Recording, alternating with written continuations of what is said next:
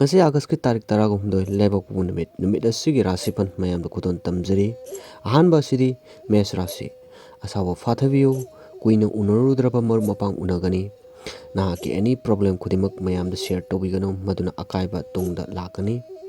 haksangi oinadi khara nungaitaba wakhan sarangnaba laigani masidi koknabgidamakta thungan wangmada angangba machugi lei ngkpiyu mathang asi Rashi ngasi gi oinadi nungaiba harauba pokani imungi miyosinga mot tinaragani chawkhatba harauba wakhallol share toba oiragani imung miyosinga thabak tobada mai pakpa chenaba kudimak koklagani ngasi gi oina mathang asina Mithun Rashi lighting gi thabak ta pungning changani panduna leiramba thabak laina pangthokpa ngamlagani hakchang nungaigani thabak thoramda honnaningba pokani akiba nungaitaba wakhan waba koklagani imungi miyosinga mot tinaba oigani mathang asina Tourkke Rashi marumapangsingi wa lawgani macha masugi phattaba paw tagani yumkai semjinbai wakhan pokani kalagi oiba wakhanda pungning lupa numit oigani mathang asina Singa Rashi anaba thabak thoram tawbada ayetpa laigani hakchangi oina nungaibam khangloi isana isagi thabakta mai onsimba ngamlaroi asawa fathabiyu masidi koknaba thongan wangmada sanari ngkpiyu kaina Rashi arapada mahi masing tamba singi oinadi mahida problem khara laigani pakhang sabigi oinadi mai koigi ningba thungba oiba numit oi aro karba tawba singi oinadi sendong yamna leibu oi nagi thabak thoramda miyamna yaba numit oigani Tulla Rashi kanaba oijaba pi adubu chekchindaba thawa sadabadagi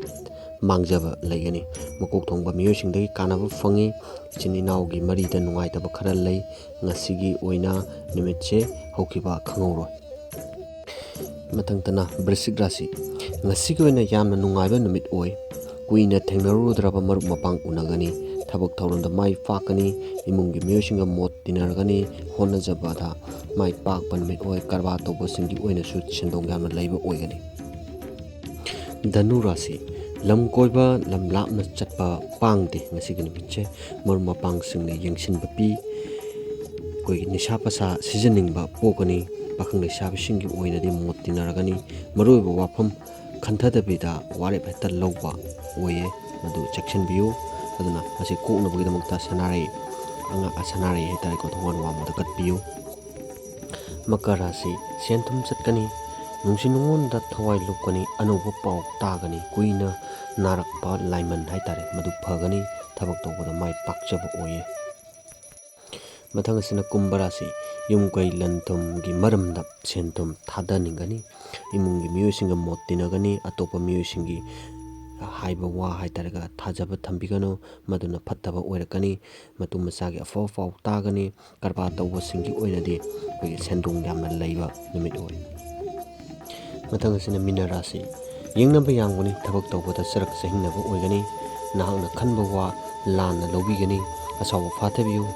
phattaba singdagi koknabgidamakta thongan wangmada sanare ngkpiyu